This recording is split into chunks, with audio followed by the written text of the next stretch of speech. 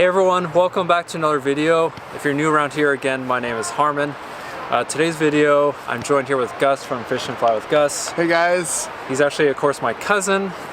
And we're joined also with my other cousin, Carlos, behind the camera.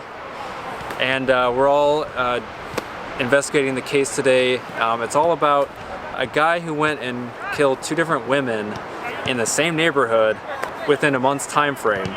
And he set the houses on fire, and it's pretty interesting. Of course, we're going to give you guys all the details, and we're going to visit both houses and go from there. Alright, so if you couldn't tell by now, it's actually quite cold. It's a very blistery cold day here in April, just outside of Seattle in a town called Shoreline. And in Shoreline, this is where the two murders happened. The two women who were killed were 43-year-old Renee Powell and 54-year-old Barbara Walsh.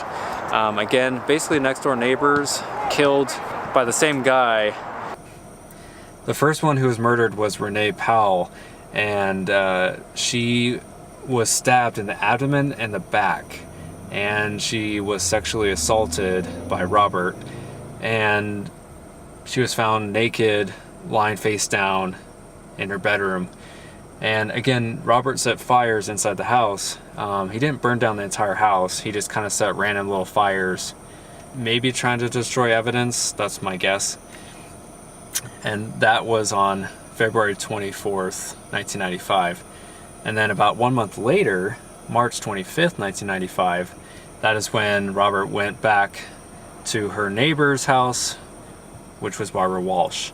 And Robert basically did the same thing to her. He stabbed her a few times, sexually assaulted her, and then stole kind of just minor items like a VCR and some wine and just other random little stuff. Nothing really of significance. And so, yeah, both women were basically killed in the same fashion, and minor items were stolen from both apartments before he set both buildings on fire. There's a lot of really interesting facts with this case and a lot of unknowns. We're trying to do some digging and really figure out what happened here. One of the things that we know is that Princess Gray and Robert Lee Parker did have a child together. The charges didn't come against Robert Lee Parker for 19 months after the murders took place. And what it seems like what happened is the two had broken up. So Princess Gray and Robert Lee Parker, for whatever reason, ended their relationship.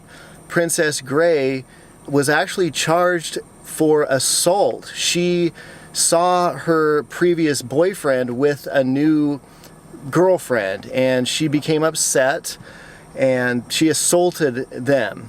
And then what happened was she was offered a deal, basically, where the authorities would drop the charges once she turned him in, essentially. Robert Parker had bragged to Princess Gray and brought in this duffel bag with these items that he had stolen from these women's apartments, and now she had a reason to turn him in. She would be then let off the hook. And so that's kind of how the charges against Robert Parker really began. Since Robert and his then girlfriend, Princess, lived in the same cul-de-sac, police obviously canvassed the area and talked to all the different neighbors to, of course, see if anyone saw anything.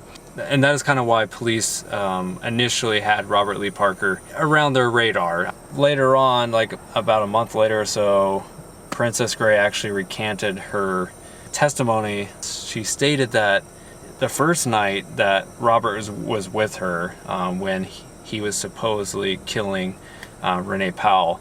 And then on the second murder event for Barbara Walsh, she stated that, they were both outside and saw some of the fires going on, and that she found the duffel bag of the belongings and grabbed it. What basically sealed the fate for Robert was the fact that police found DNA evidence, some semen left behind on Renee Powell's body. And then on Barbara Walsh, they found like a pubic hair or something of Robert's that was left on like a towel in her house. So Robert Lee Parker was found guilty of the murders of both women. The jury deliberated over the death penalty, and for 4 days they concluded that he would be sentenced to life in prison, and as opposed to the death penalty. It's also interesting to note that the last death penalty in the state of Washington was on October 13th of 1998. A gentleman who was convicted of 3 murders was the last one to die by lethal injection.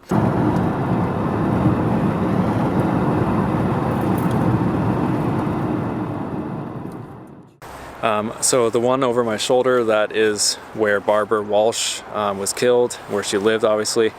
And I read that she lived in the bottom section of the apartment. And if we pan over here, this was Renee Powell's place where she lived, and of course where she was killed. So Renee Powell lived in 2208, and Barbara Walsh lived in 2202. Again, just a very tragic event. And to be honest, there wasn't really a reason. There was no reason given by Robert Lee Parker on why he did what he did to these poor innocent women who, again, maybe bumped into him from time to time, in the neighborhood, but for all intents and purposes, they had no reason to be killed by him. So I have a question for you, Harmon. Yeah. Do you ever wonder if the current occupants of these homes where these crimes took place are aware or maybe unaware of the crimes that took place previous to their, taking over occupancy of the home? Is that something that you think about, and what do you think about that? I looked it up actually one time before, and a good chunk of the states don't disclose or don't have to disclose any kind of murder or rape or anything like that. And again, our best guess, where Robert and his then girlfriend Princess lived, it just says they lived in the Cul-De-Sac. Somewhere in this area. So it was one of these other condos or whatever they lived at. So again, it's so super easy for Robert to have just, walk outside or just, peer out his window and see both women, go in and out of the house by themselves. Again, obviously the main point is to remember the victims. And again, check out Gus from Fish and Fly with Gus. And yeah, just want to say thanks. Until next time, thanks for watching. My name's Harmon. See you soon.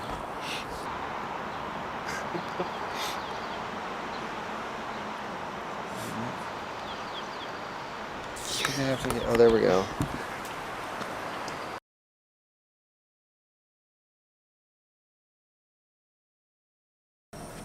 All right. We're still going. Yeah, it's rolling. Okay.